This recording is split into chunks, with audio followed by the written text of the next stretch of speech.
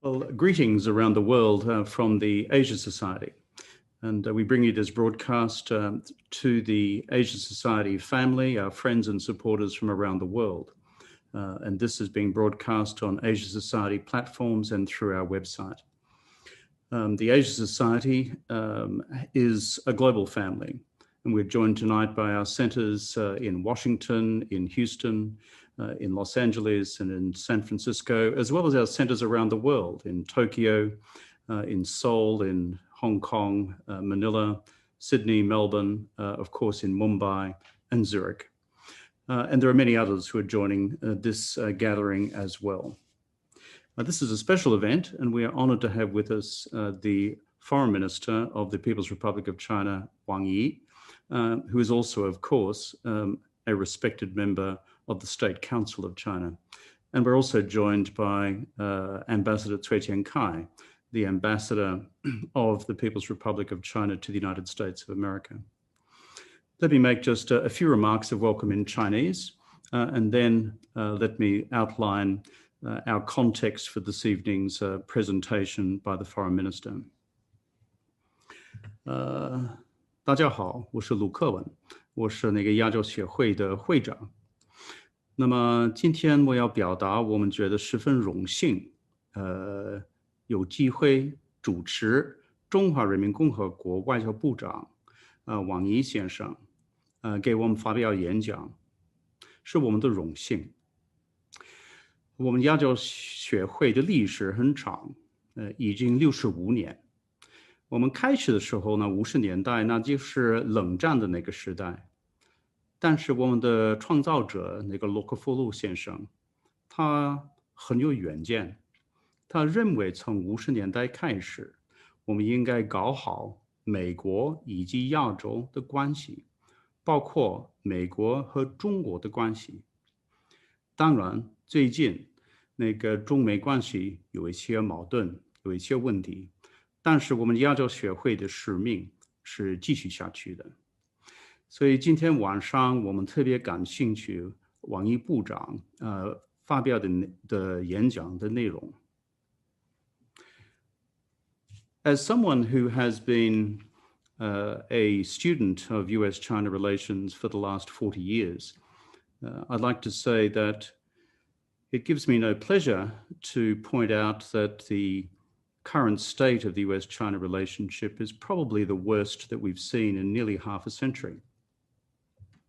And that's despite all the twists and turns that we've seen over those decades. Many positive things have been achieved over 50 years, but of course, new problems and new difficulties have arisen.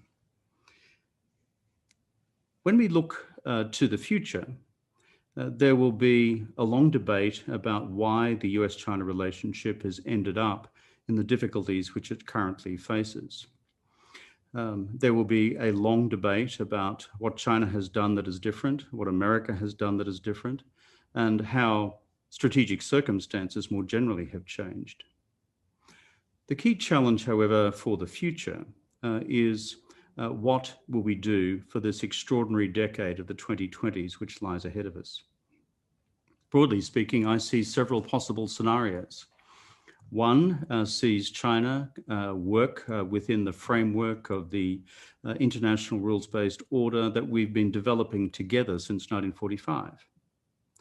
The second is that as China's power grows, that the rest of the world, including the United States, increasingly adjusts to an order which is much more accommodating of Chinese interests and values, and where China's leadership becomes more apparent.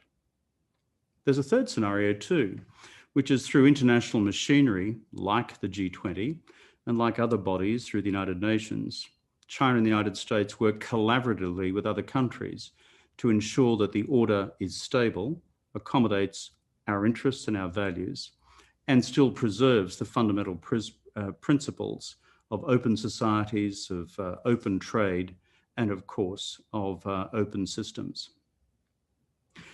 These, I think, are the scenarios which lie before us. Of course, some of our colleagues, including Graham Allison from Harvard University, who also joins us in the audience this evening, have outlined a further scenario. And that is that In fact, we may be, according to Thucydides' trap, destined for war. I don't believe that is so, but Graham's analysis is a sobering one. And he points to the structural tensions between established powers and rising powers, and whether in fact it creates a near inevitable dynamic which pushes them towards crisis, conflict, and war. That's the sobering alternative to the other scenarios I just outlined. In fact, when I was working with Graham at Harvard University 5 years or so ago before coming to the Asia Society, I remember working on a paper entitled Constructive Realism, 建设性的现实主义, a set of principles about how we could govern the future of the U.S. China relationship in the future, with areas of red lines, areas of strategic competition, and areas of strategic cooperation. It's good to see some of those principles now alive in some of the thinking around the world at present, as we embark upon this new period of the Biden administration. And finally, before turning to Minister Wang, as a former Prime Minister of Australia, it would be remiss of me not to mention the impact of US-China relations on third countries around the world. US allies like Japan and the Republic of Korea, but also Australia itself, which now finds itself very much in the firing line of tensions in the bilateral relationship. And the question which these countries have is, how do we navigate the shoals of all of this for the future? And particularly in the Australian case, how do we take the temperature down and navigate a creative and constructive way through current tensions? So I'm very pleased tonight that we have tonight in Australia, today in America, and earlier this evening in Beijing, given we are working in multiple time zones. I'm delighted that we have this opportunity to hear from the man himself, Wang Yi, the Foreign Minister of the People's Republic of China. Foreign Minister Wang is a man of enormous diplomatic experience. He has traveled the world extensively since becoming Chinese Foreign Minister. And prior to that, as a professional Chinese diplomat, has extensive experience in many countries around the world, and most particularly in Japan. So, Foreign Minister, you are a welcome guest here at the Asia Society. We welcome you to address this, our Asia Society family and community around the world. Over to you, Minister. Thank you very much, Mr. Kevin Rudd. You are a household name in China, a famous international advocate, and you have made important contribution to friendship and cooperation between China and Australia. I want to congratulate you on the fact that you are going to be the president of Asia Society. Actually, Asia Society is not unfamiliar to me. I received the former president and many friends from Asia Society in Beijing. We engaged in in-depth and open discussions on many occasions. And I really feel that as long as we engage in face-to-face discussions, we can reach a lot of consensus on wide-ranging issues. There are no unsurmountable difficulties or obstacles between us. Under your stewardship, we hope that Asia Society will continue to care for and support the growth of China-US relations.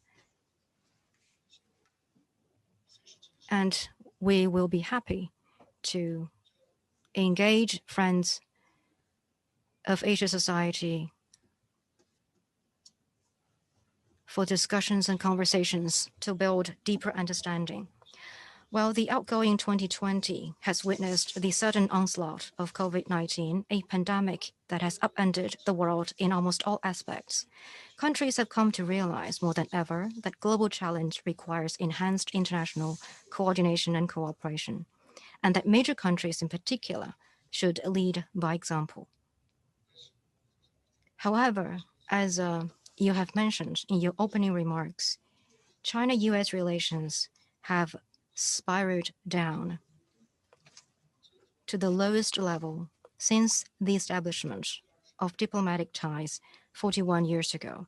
This is not something that we would like to see, because clearly it is not in the interest of the Chinese and American peoples, nor is it helpful when global efforts are needed to overcome the difficulties.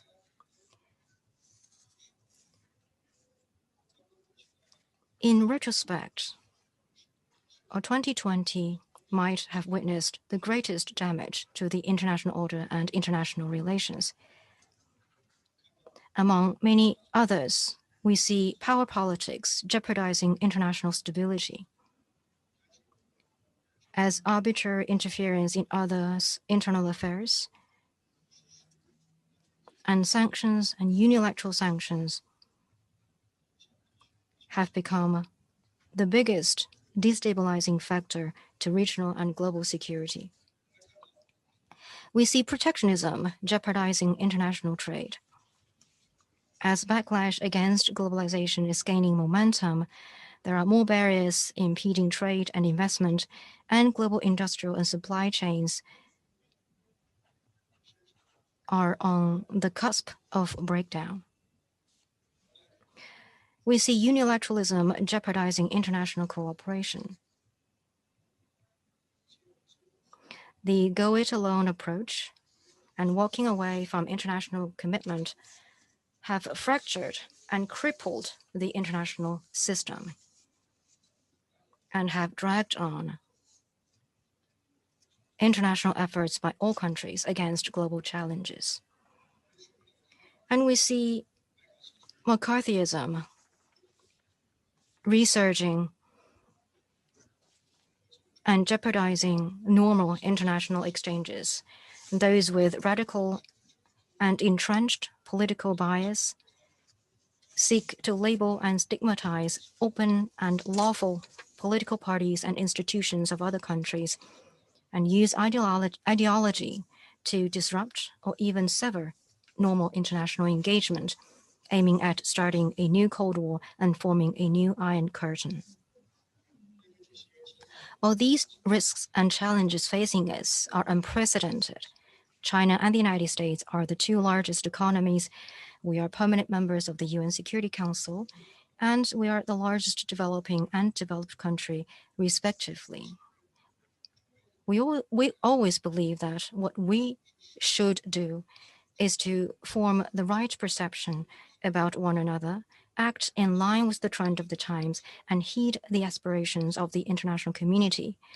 We need to step up to our responsibilities as major countries, and at the same time, work together with other countries to overcome difficulties, meet challenges, and pursue development.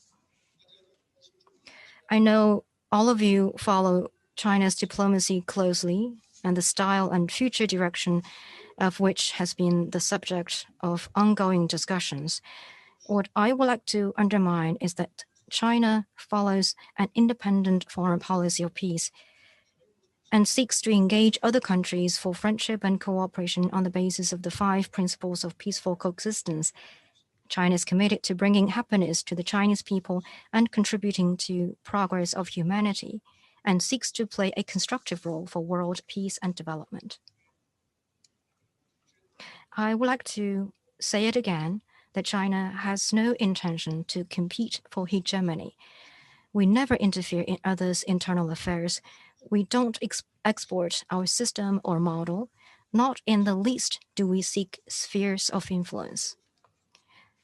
That's what we did in the past. That's what we are and going to do in the future. China's diplomacy, what are the focus and priorities? First of all, China's diplomacy is for the development of the nation. But as China remains a developing country, as President Xi Jinping has said, the Chinese people's aspiration for a better life is the goal that we endeavor toward. With relentless efforts, all rural residents living under the current poverty line and all designated counties have shed off poverty this year. This means that extreme poverty is eliminated for the first time in China's history of several thousand years. We are proud of such achievement. And what we have achieved is a big contribution to poverty reduction efforts of all humanity. At the same time, we are sober-minded about a long journey ahead. If we are to lock in the gains against poverty and bring prosperity to all the people, while China's diplomacy, which starts at home, naturally should help promote the overall development of the country and the new development paradigm.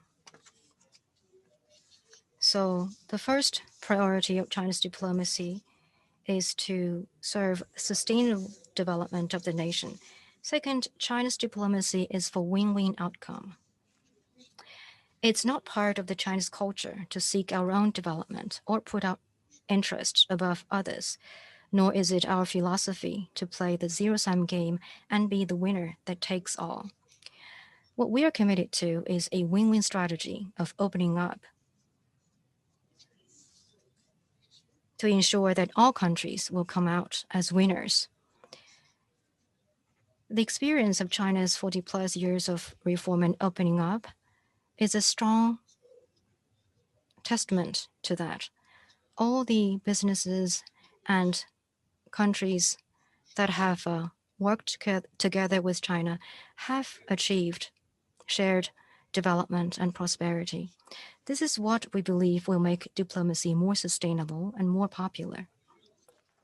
We will further open up only broader, deeper, and with higher standards. And we will share opportunities and benefits with all countries for win-win and greater development. China's diplomacy is for equity. Having experienced great humiliation in history, China truly understands how important equity is. We believe that countries, irrespective of their size and strength, are all equal members of the international community. The big and strong must not bully the small and weak. We believe that all countries enjoy equal rights to development. Developed countries have achieved development. We congratulate developed countries on that. And then developed countries need to help developing countries increase the capacity for self-development. And developing countries should not be kept forever at the lower end of the industrial and value chains. We believe that global affairs should be handled by all countries through consultation, and that international rules should be made by all countries on an equal footing. There should be more democracy in international relations. While China stays committed to developing a relationship based on coordination, cooperation, and stability with the United States under the principle of no conflict, no confrontation, mutual respect, and win-win cooperation. And China has been working in good faith to that goal. Regrettably, however, when we turn on TVs, read newspapers, and access new media, we would often see senior U.S. officials pointing fingers at China. And there is no evidence to support their accusations. They are merely irresponsible presumption of guilt and emotional lashing out. The fundamental reason behind all this is that some U.S. politicians have strategic miscalculations about China.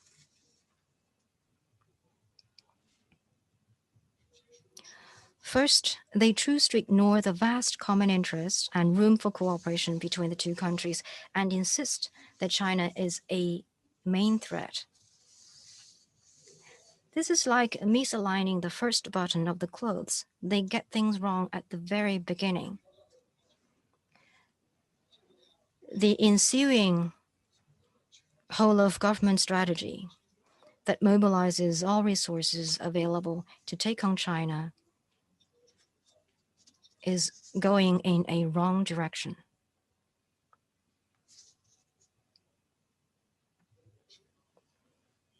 China is not a threat to the United States, was not, is not, and will not be a threat to the United States. Second, out of ideological bias, they seek to defame the Communist Party of China. The CPC, as the constitutionally recognized ruling party of China, has a close bond and a shared future with the Chinese people. An attack on the CPC is an attack on the 1.4 billion Chinese people. So it is not going to succeed. It is doomed to fail. Third, they hope that maximum pressure will make China give in. China was once bullied by Western powers, but those days are long gone.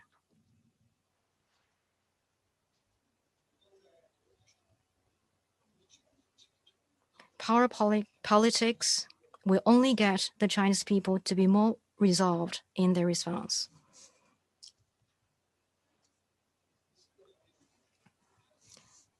And fourth, they attempt to build an international coalition against China. But this is the age of globalization, and the interests of all countries are so intertwined that the overwhelming majority of them do not want to take sides, let alone being forced into confrontation with China. Facts have proved and will continue to prove that these attempts will lead nowhere and find no support because they deny the fruitful cooperation between China and the United States over the past 40-plus years of diplomatic engagement, write off decades of efforts by the good Chinese and Americans to grow this relationship, and dismiss the ardent hope of the international community for peaceful coexistence between China and the United States. This grave, difficult situation in China-US relations is not something we want to see.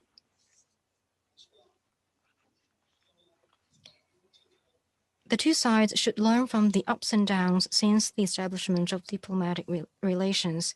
In particular, it is important that the United States policy toward China return to objectivity and sensibility as early as possible. I wish to stress that China's policy toward the United States is always stable and consistent. We always believe that with deeply interwoven interests between the two countries, neither can do without the other, remodel the other, or replace the other.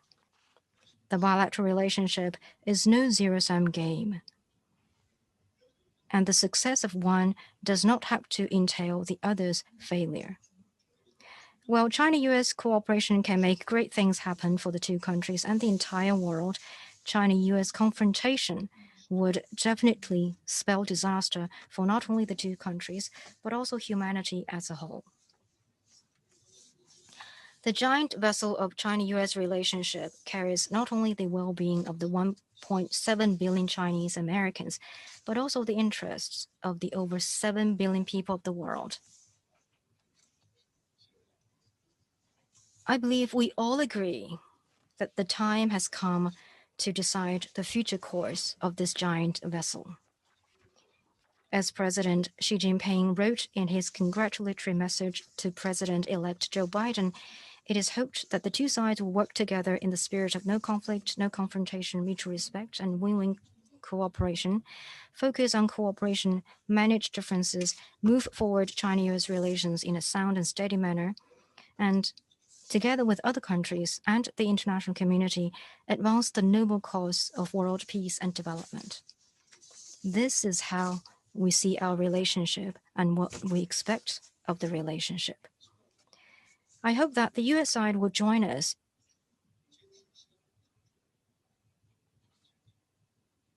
on the basis of mutual respect through dialogue and consultation, and by way of deepening our common interest and enhancing the support by the people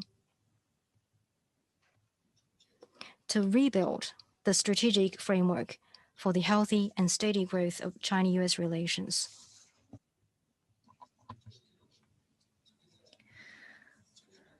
This, I believe,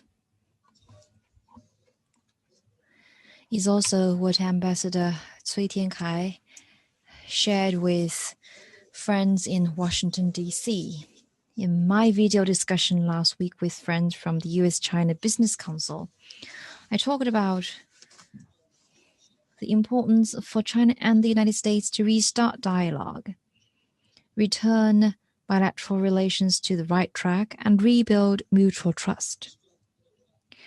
We hope that we will expand cooperation, manage differences through dialogue. We have noted the 4 priorities laid out by President-elect Joe Biden. We believe that at least 3, COVID response, economic recovery, and climate change, provide space for cooperation between our 2 countries. And the most pressing task at the moment is to jointly tackle the pandemic. We in China stand ready to continue to do what we can to support the US as needed.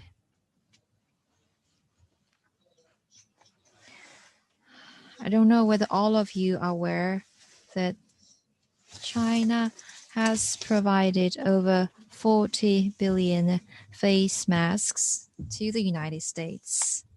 That is, on average, every American citizen gets over 100 face masks made in China.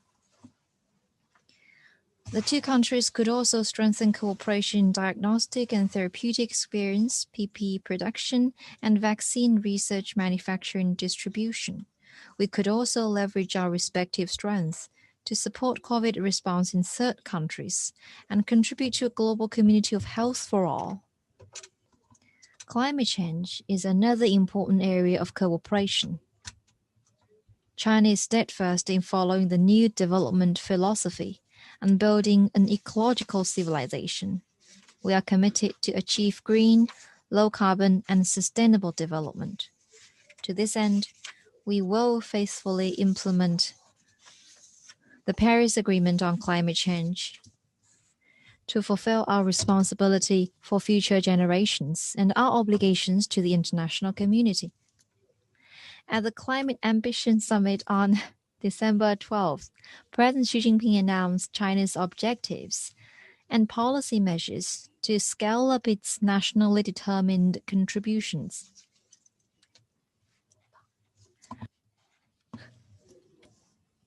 We have also noted that President-elect Joe Biden had pledged to bring the U.S. back to the Paris Agreement after taking office. We welcome more active actions from the U.S. side to this end. China and the U.S. can come together again to facilitate international cooperation on climate change and make our due contributions. As the 2 largest economies, China and the United States need to strengthen macroeconomic dialogue, and China is ready to do so, to coordinate our policies and contribute to global growth and financial stability. That said, we in China never shy away from our differences. Our stance is that the 2 sides should manage constructively the prominent and important issues based on a right perception of each other. First, on ideological issues. We hope both sides will respect each other's choice of system and development path. Over 4 decades ago, leaders of China and the U.S. made the handshake across the vast Pacific. Fundamentally, it was because both countries recognized the importance of mutual respect and seeking common ground while putting aside differences. The goal of China-US engagement is not to mold the other in one's own image, still less to defeat the other side, but to seek and expand converging interests. Both Chinese and American systems are chosen by their people, and the systems are deeply rooted in their respective historical and cultural traditions.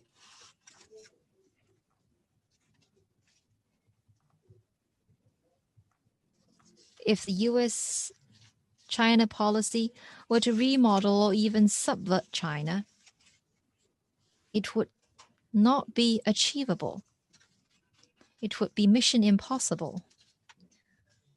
And it leads nowhere. The right approach is to respect each other's political system and development path, continue to maintain peaceful coexistence, and promote win-win cooperation. Second, on issues concerning national sovereignty and territorial integrity, we need to commit to the international are all China's internal affairs, and of course involve China's core interests.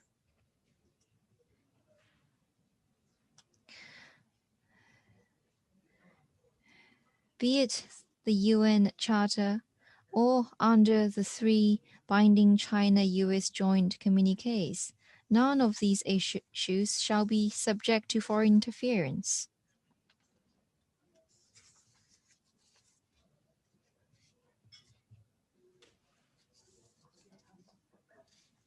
Some politicians have fabricated too much false information about Xinjiang and Tibet, and the executive branch and Congress have on this basis exercised law and arm jurisdiction on Chinese businesses and individuals. Such moves seriously violate international law and defies international justice and conscience. As an independent sovereign state, China naturally has to respond.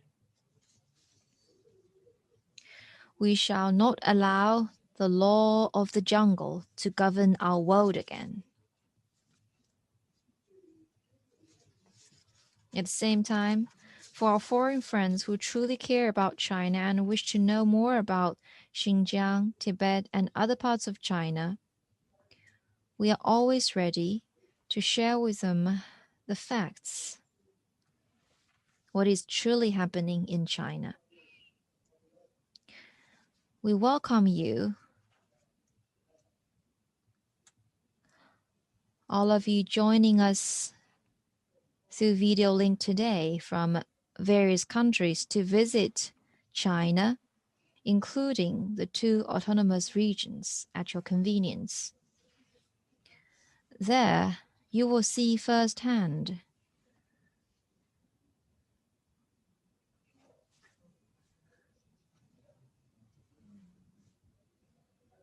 a situation is different from what you hear and see in the news.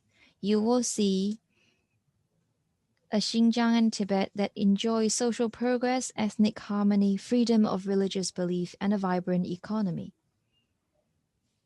Third, on trade issues, we need to replace confrontation and sanctions with dialogue and consultation. China-US trade is mutually beneficial in nature.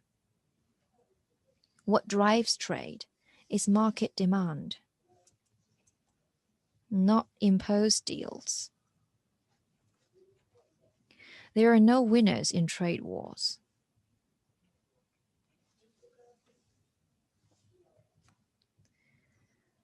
What has happened proves that pressuring others with tariffs would only boomerang and would only hurt oneself in the end. The 2 sides need to remove man-made barriers and instill positive expectations for the sound development of bilateral economic and trade cooperation. Let me stress here that the Chinese market will continue to grow and is expected to become the largest and most vibrant in the world. This means China can and need to buy more products with active demand in the Chinese market from the United States. And it is just a matter of time before the trade imbalance is eased. As for the concern of structural issues, let me say that China is firmly advancing our reform according to our reform timeline. And At present, we are firmly advancing supply-side structural reform. In the meantime, China is implementing in good faith the common understanding in the Phase 1 trade agreement in this respect. China has set a clear goal of building a new system of open economy of higher standards.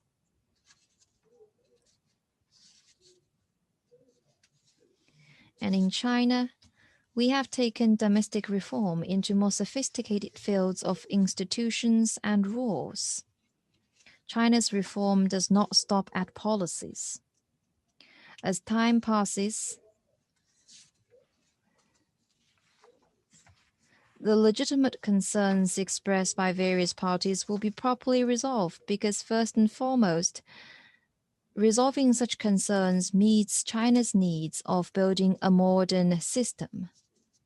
We urge the U.S. side to stop overstretching the notion of national security, stop the arbitrary suppression of Chinese companies.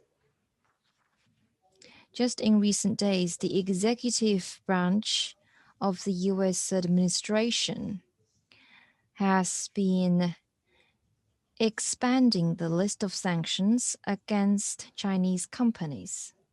This is unacceptable. We hope the U.S. side will take a sober-minded approach and provide an open, fair, and non-discriminatory environment for Chinese businesses and investors. Fourth, on maritime issues, we need to strive to turn frictions into cooperation. I believe this is totally achievable. Because for one thing, there has never been a problem with the freedom of navigation or overflight in the South China Sea. There has never been a single instance where normal navigation or overflight was impeded.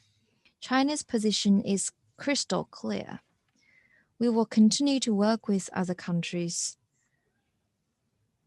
to maintain the freedom of navigation overflight under international law. China will speed up consultations with ASEAN countries toward a code of conduct in the South China Sea (COC), which will regulate behaviors on the sea and underline the principle of peaceful settlement of disputes. The conclusion of the COC will be compatible with universally recognized international laws, including UNCLOS. It will not affect legitimate and lawful maritime rights and interests of countries outside this region, because COC is not worked out by China alone. It will be an agreement by 11 countries working together. The Chinese government is always open to candid communication dialogue on maritime issues with the U.S. side. This door remains open.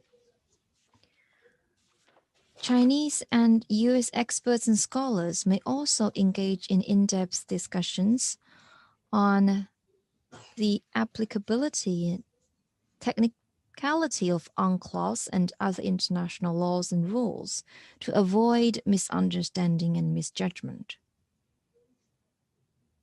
China and the United States,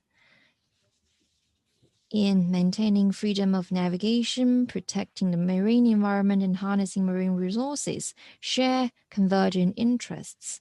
The two sides can well explore possibilities of cooperation in those areas, engage in positive interactions on maritime issues, and shape positive interactions and add positive elements to China-US relations. Fifth, on people-to-people exchange, we need to remove restrictions as soon as possible. Friendship between our peoples provide the social foundation for China-US relations. People with vision in both countries should jointly reject attempts to disrupt people-to-people contact and create a cultural decoupling between the two countries. We need to work together to encourage and support people from all sectors to increase exchanges and mutual understanding. To view all Chinese students, experts, and scholars in the US as spy suspects actually says more about the mentality of the accusers and their lack of confidence. China has no intention to pick a fight with the United States either in diplomacy, media, or any other field. It is important that people with vision in both countries jointly oppose stigmatizing people-to-people exchange and politicizing normal contact, and remove stumbling blocks to such contact and exchange.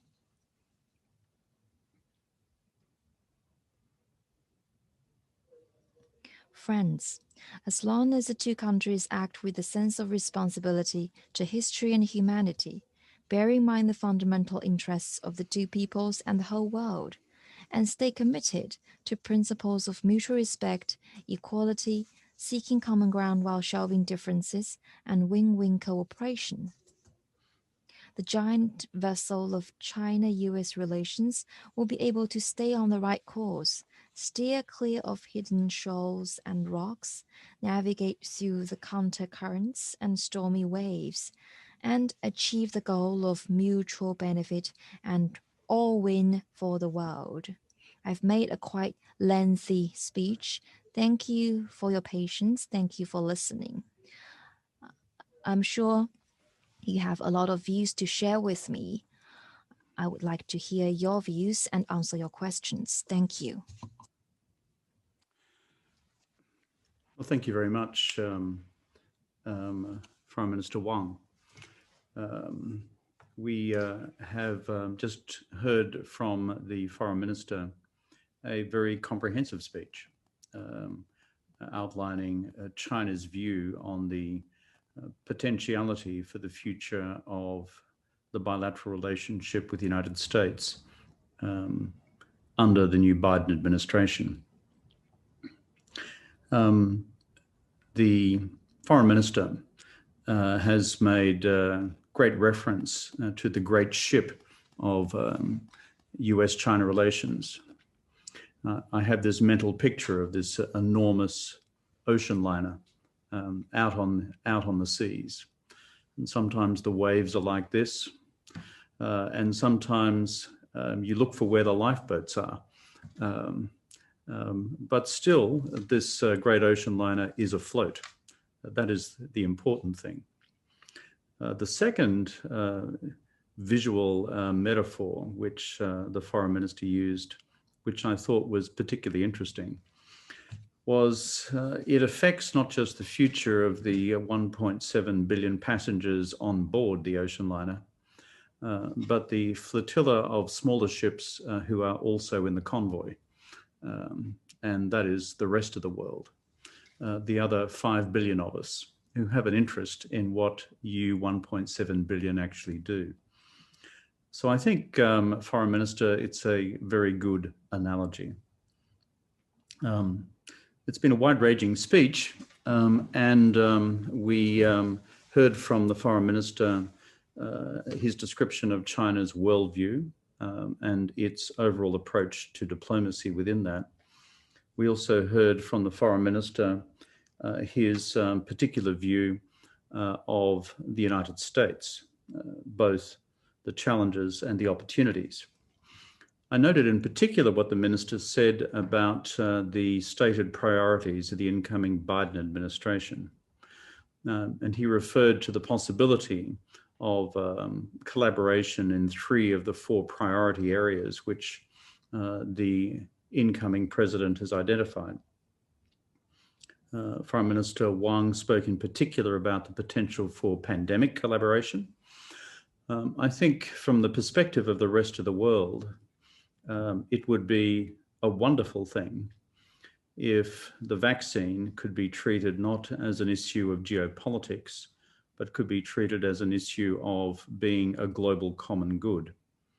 And that for all the people of the world, all 7 billion people in the world, that the United States and China could collaborate to ensure that we have global distribution of the vaccines from various countries which are now available.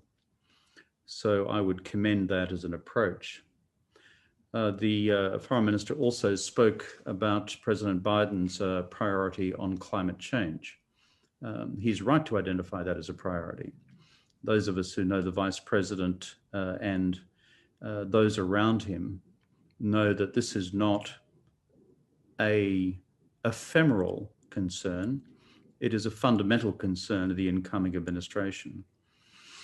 And so Xi Jinping's statement recently about China achieving carbon neutrality by 2060 and what Foreign Minister Wang just mentioned in terms of China's adjustment of its nationally determined commitment for the decade ahead, these are important.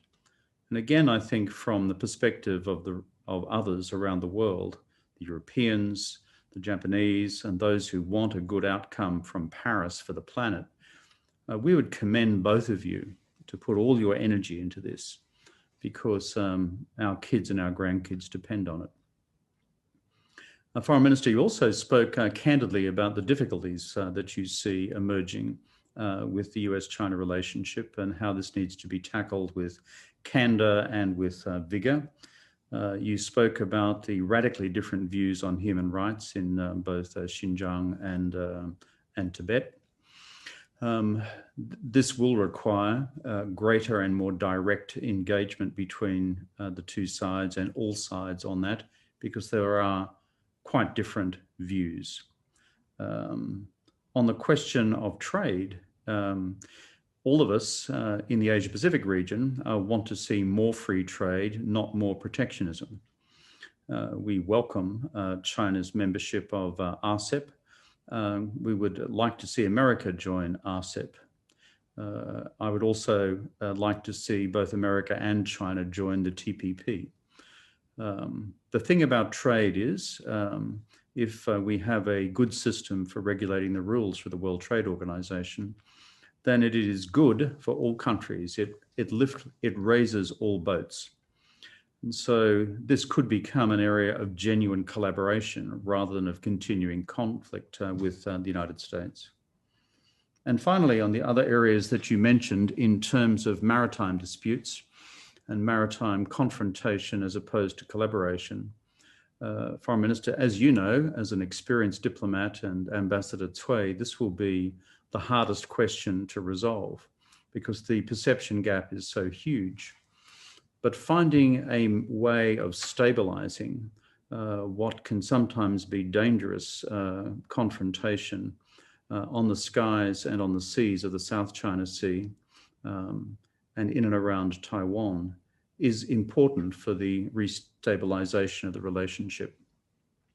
And finally, Minister, your comment about Chinese students around the world, it is a view which I should say personally, I completely share. We should be opening the doors wider to each other's students, not closing doors to them. Other matters of state concern can be attended to by the agencies of state responsible for those areas. But we have a huge mutual interest around the world in our students being welcome in all countries, Chinese students in the United States and around the world, and foreign students in China, because this creates the people-to-people building blocks for the long-term future. And I earnestly hope we can turn that corner in the period ahead so that we see no evidence of any racism or racial prejudice, or the term you used before, McCarthyism in any form in any part of the world towards Chinese students, or frankly, towards foreign students, as they would experience sometimes even in China. To conclude, Foreign Minister Wang, thank you so much for this comprehensive presentation. You spoke eloquently about the need to rebuild a strategic framework for the U.S.-China relationship. That framework needs early attention between both sides. If we're going to have strategic competition between the United States and China, at least may it be managed strategic competition within a common framework, which also provides opportunity for massive areas of cooperation at the same time. The alternative to not having such a framework, Minister, you also referred to. You spoke before about the danger of, in fact, a new Iron Curtain. Those were stark words. I don't think that's what China wants. I don't believe that's what our people in the United States or the government of the United States wants either. But it requires all of our effort, our diplomacy, and our goodwill to make sure that that scenario is avoided. The truth is, as someone from a third country, that's me, my judgment is that both the United States and China will have to change some of their policy positions at present if we are to have a common future. And I think the rest of the world will seek to work within that framework as well. To conclude, also, Minister, I enjoyed very much your early comments about the fact that face-to-face dialogue, once COVID makes that possible, enables us to solve most problems. And I hope soon that that is possible between the United States and China. And again, once again, to put in a pitch for my own country, Australia, face-to-face contact between the Chinese government and the Australian government as well. Thank you so much, Minister, for these comments and for your remarks to us today. And we would conclude this public program at this point. Thank you.